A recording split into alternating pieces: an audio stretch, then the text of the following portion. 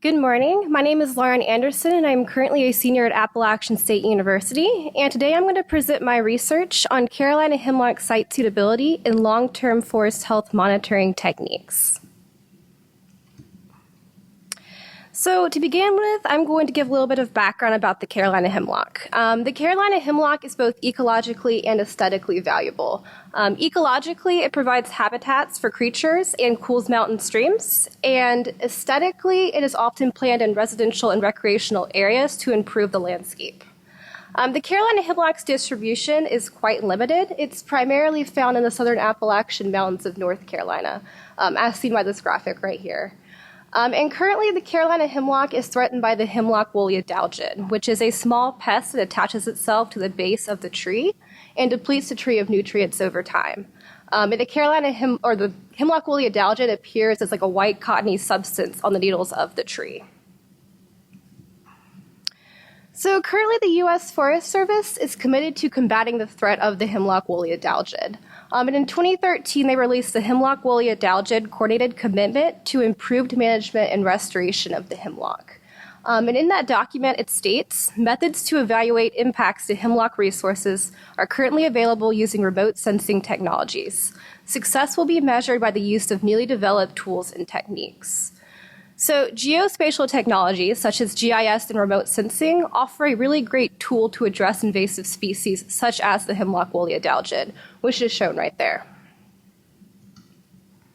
So for my project, I chose to focus on two counties, Watauga and Ashe counties in western North Carolina. And the objectives of the study were to first determine the likely locations of existing Carolina hemlocks based on their known growth preferences, and two, to collect the spectral characteristics of hemlocks for future health monitoring using remotely sensed imagery. So my first study question is, where are the likely locations of existing Carolina hemlocks in Watauga and Ashe counties? And to answer that question, I used a site suitability analysis in ArcMap. I began with two primary data sets, the National Land Cover data set and a 10 meter by 10 meter digital elevation model from the USGS. I clipped both of those data sets using a U.S. Census Bureau county shapefile for Watauga and Ashe counties. And from the DEM, I derived aspect and slope. So that left me with four layers, a land cover layer, an elevation layer, an aspect layer, and a slope layer. I then took those four layers and I reclassified them based on the known preferences of the Carolina hemlock. And I got those from the International Union for the Conservation of Nature and Natural Resources. They're the author of the IUCN Red List. And I took those four reclassified layers and I put them into a weighted linear combination using raster math. And the result was a suitability map that showed the least and most suitable areas for Carolina hemlock growth in Watauga and Ashe counties. So I wanted to delve into a little bit of my reclassification criteria and kind of explain my reasoning for that. For elevation, the hemlock prefers to grow at elevations of 750 to 1,200 meters, so I assigned that a high suitability value of 10. But in addition, it can grow as low as 600 meters and as high as 1,500 meters, so I assigned those outside ranges a value of 8, which is also fairly high. Lower than 600 meters and higher than 1,500 meters is less likely to occur, so I assigned that a very low stability value of 2. For aspect, the Carolina hemlock prefers to grow at north and east-facing slopes, so I assigned that a value of 10, which is perfect suitability. And then the directions of northwest and southeast and south and west are less probable, so those were lower suitability ratings of 6 and 4, so very moderate.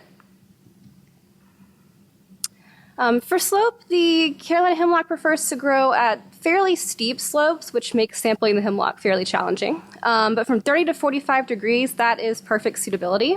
Outside of that range a little bit, down to 15 degrees and as high as 60 degrees, I assigned that an 8, so also fairly high. And then below 15 degrees and above 60 degrees, I assigned a 4 because it is possible, but it is less likely. And finally, land cover was more based on my personal judgment and my interpretation of the National Land Cover data set and their parameters for each land cover type. Evergreen, shrub, and other forests were ranked the highest because that's where you're most likely to find a hemlock. Obviously, evergreen was going to be my highest suitability rating of 10. Grassland and agricultural were assigned a value of low middle because it is less likely to find a hemlock there. and developed was the lowest rating because you're highly unlikely to find a cluster of healthy Carolina hemlock in a highly developed urban area. So I took the elevation, aspect, slope, and land cover layers that were reclassified and put them into a weighted linear combination. And I weighted elevation and aspect at 30% each and slope and land cover at 20% each. I chose to weigh elevation and aspect a little heavier than slope and land cover because those variables impact the growth of the hemlock a little bit more. And the result is right here. This is a map that shows the Carolina hemlock suitability. So the blue areas indicate high suitability, so a score of 10, and the red areas indicate a low suitability score of 2.6 in this case. And the yellow areas indicate moderate chance of finding a hemlock there. And as you can see, there's some dark red areas in Watauga County. Those are valleys with very low elevation. There is also some red in the middle of Watauga County, and that's where Boone is. Boone is pretty developed, so you're less likely to find a hemlock there. The results of that map are more helpful when you zoom in on a certain area and look at it and analyze that. And so I found this large blue area on Appalachian State's campus, and it happens to hit the Appalachian State Greenwood Trails, which is a system of hiking trails on App's campus above the stadium. So I went out to these trails, and I did a little bit of walking around trying to find a Carolina hemlock. And sure enough, I found several clusters of healthy, uninfested Carolina hemlocks. So I have reason to believe that my results are fairly accurate. So that leads me to my second question. Now that I knew where the hemlocks were, I could actually sample them. So my question was, what are the spectral characteristics of the Carolina hemlock? And spectral information is cataloged in a spectral library. Spectral libraries compile spectral information for remotely sensed ecosystem assessment as well as management. And there are existing spectral libraries. The most notable ones are from the USGS and Johns Hopkins University. And both of these existing spectral libraries indicate a need for a spectral catalog of the vegetation in the southern Appalachians. So it's one of the most biodiverse areas in the world, yet there's not a lot of spectral information cataloged for the hemlock and the vegetation of the region. So the hemlock spectral libraries that my project collected will enable the precise identification of hemlock communities using remotely sensed imagery. They will also enable long-term monitoring of hemlock forest health using time series from remotely sensed imagery. So for spectral collection, we use an ASD field spectrometer, which is shown in this upper image right here. We also used a Trimble GPS unit to collect the locations of the hemlock that were sampled. And there are two types of spectral collection. There's benchtop collection and field collection. Benchtop collection begins with identifying clusters of Carolina hemlock, which is what makes the first part of this project so helpful. After that, the trees are sampled. We chose to sample the upper and the lower canopies of the Carolina hemlock. And sampling entailed cutting about a 6-inch branch from the hemlock, putting it in a plastic bag, and then putting it over ice. The locations of the sampled hemlock were recorded using that GPS unit. And finally, we took all of those samples back to the lab, and we collected the spectral measurements in a benchtop setting. And what that entailed was coming into the lab, setting up the ASD on the bench in the dark lab, turning off the lights, and then removing all of the needles from the hemlock branch, putting them in a small compartment, and then collecting the measurements. And in contrast to benchtop collection, there's field collection. And that occurs when measurements are collected in the field. In this case, we collected at the Upper Mountain Research Station in Ashe County, which is shown in this photo on the bottom. It is basically a very large plot of young Carolina hemlock plantings, which makes getting over the plant in the field much easier because the ASD is on your back and you're collecting the measurements right there in the field instead of taking them back to the lab. These are a few of our sampling locations where we sampled Carolina hemlocks. The first is the Boone Greenway in Watauga County. The second is the Mount Jefferson State Natural Area in Ashe County. And the third is Grandfather Mountain in Watauga County. We obtained permits to sample at Mount Jefferson and Grandfather Mountain.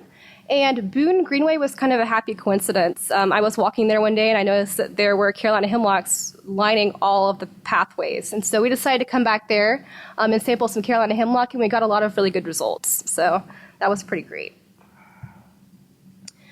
And this is the end result. This is a spectral plot of the Carolina hemlock and its reflectance measurements. The orange shows the benchtop measurements, and the green shows the field measurements. Overall, it exhibits your pretty typical spectral profile for vegetation. You have a lot of absorption in the visible portion and a lot of reflectance in the near infrared portion. One noticeable thing is that the field measurements exhibited a little bit higher reflectance than the benchtop measurements. And that's likely because when you're working out in a field under direct sunlight, you're going to have more reflectance and more scattering from the needles of the hemlock.